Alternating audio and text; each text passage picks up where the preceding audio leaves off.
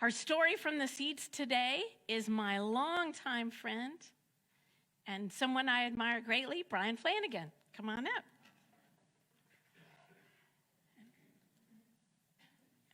I'll let you fix the mic like you need it. So if you don't like this morning when I'm talking about complain to John, I'm sorry. Bring it up with John Priest. I'm a Christian because of grace. I'd like to take you on that journey, if you would.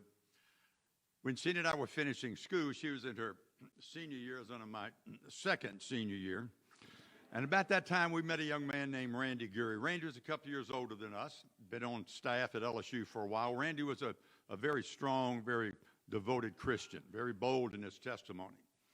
And when we met Randy, he would ask, Bryan, do you have a personal relationship with Jesus Christ? Well, I didn't. He knew that. Cindy, when I met Cindy at 16, she had a personal relationship with Christ. There was always something missing. I knew that, and I was very uncomfortable. So finally, it dawned on me how to answer the question. So when I was selling my products at IBM at the time, now, for you young people, before keyboarding, there was something called typing. And I sold typewriters and copiers with IBM. And I was selling to LSU, and Randy was on staff, so we would meet at the student union.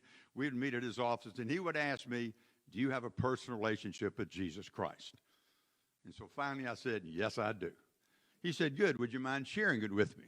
No. No, then it wouldn't be personal.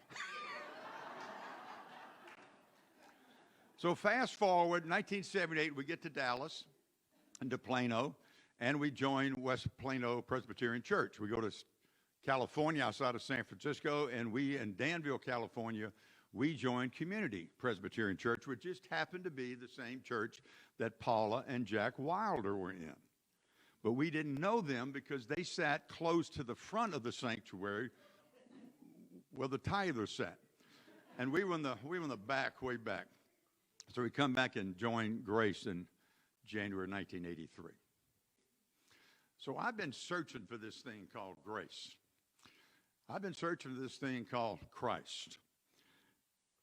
In the 1987-88 time frame, I was going through one of my many male midlife crises, and I was so depressed that Cindy one day said, Bryan, you look like the picture on your driver's license.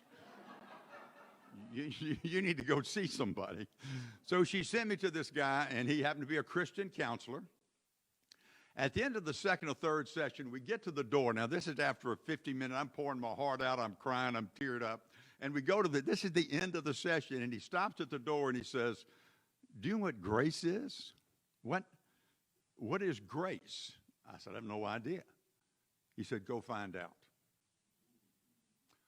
So I went to find out. And at the time, I was a PBA, and that doesn't stand for professional bowlers. I was a performance-based acceptance kind of guy. I had to earn my job at IBM. I was a non-scholarship athlete in college. I walked on and had to earn the spot on the basketball team. I had to earn my promotion. I had to earn my sales. In fact, if I look back and really pinpoint it, I had to earn my relationship with Cindy because we went out on a blind date on May 7th, 1966. During the night, she regained her sight. And then the next date we had was December 28th, 1960. I had to earn that second date. So I was a performance-based acceptance kind of guy. And what Grace is saying is that all the doing's been done. The battle's been won.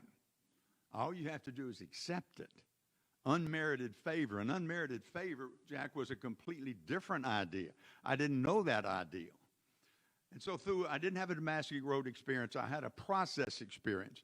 And part of that process, amazing, was I was at Indian Guides. Now they don't call them Indian Guides anymore. They call them Y Guides or whatever. But with the YMCA, I was the Indian Guides, and I was Gray Eagle because I've been Gray Eagle since my 20s. And I spoke at a chapter of the YMCA out in Fort Worth, and a guy came up to me and said, what's your address? I'd like to send you something. So on October 3rd, 1988, I get a book in the mail from a guy named Bob Irvin. Never saw him before, never saw him since, but he sent me this book by some guy named Max Lucado. And the book he sent me was No Wonder They Call Him the Savior. So I want to read some of that, not all of it. I'd like to read some of that because I'm a Christian because of grace. It was like discovering the prize in a box of Cracker Jacks, or spotting a little pearl in a box of buttons, or stumbling across a $20 bill in a drawer full of envelopes. I read it, but I won't miss it again. It's highlighted in yellow and underlined in red. You may want to do the same thing. Look, Mark chapter 16. Read the first 5 verses about the woman's surprise when they found the stone moved to the side. Then feast on that beautiful phrase spoken by the angel. He is not here. He is risen. But don't pause too long. Go a bit further. Get your pencil ready and enjoy this jewel in the 7th verse. Here it comes. The verse reads like this.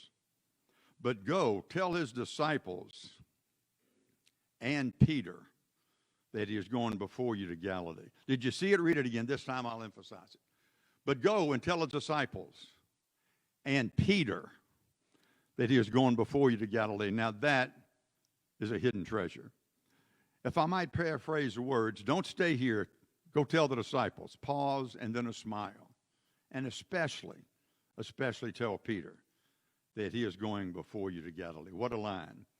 It's as if all of heaven had watched Peter fall. And it's as all of heaven wanted him to get back up again. Be sure and tell Peter that he's not left out. Tell him that one failure does not a flop make. No wonder they call it the gospel of the second chance. Not many chances in this world. Not many second chances. Jesus had a simple answer. It's a dog-eat-dog world, then don't live with the dogs. Sure, you can have a second chance. Just ask Peter. It's not every day that you get a second chance. Peter must have known that. The next time he saw Jesus, he got so excited that he barely got his britches on before he jumped in the cold water of the Sea of Galilee. It was also enough, so they say, to cause this backwoods Galilean fisherman to carry the gospel of the second chance all the way to Rome, where they crucified him. And if you ever wondered what would cause a man to be willing to be crucified upside down, maybe now you know. It's not every day that you find someone who will give you a second chance, much less someone who will give you a second chance every day. But with Jesus, Peter got both.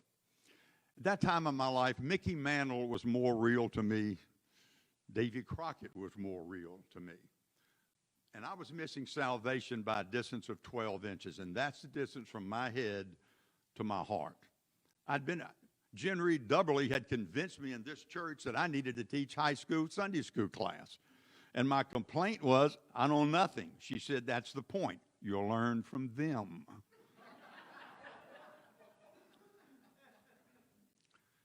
Tom Brooks, and I think Tom is the only one in the audience that played basketball and softball with us back in those days. And the amazing part of going through Sky Ranch, going through Sunday school, going through Harry Chase's class, now Steve Frazier's Bible Boomers, is that God hides things by putting them near us. And I found Grace right here at 4300 West Park. Isn't that amazing? All this searching, and I find it here. I find it here in the sanctuary. I find it here in the CE building. I find it in the old cabins that we used to have. I find it with our small group. We have a small group that's been together. Julia, help me out here. 17, 18 years. And I find grace there. I find grace here. If you're looking for grace, you find it here in this sanctuary with this body of people. I'm honored for that. I'm blessed for that. I'm saved because of that. And if you haven't found grace, I'll say this a little bit tongue-in-cheek. Embrace grace because it'll help you now and take the heat off of you later. I'm a Christian because of grace. Thank you.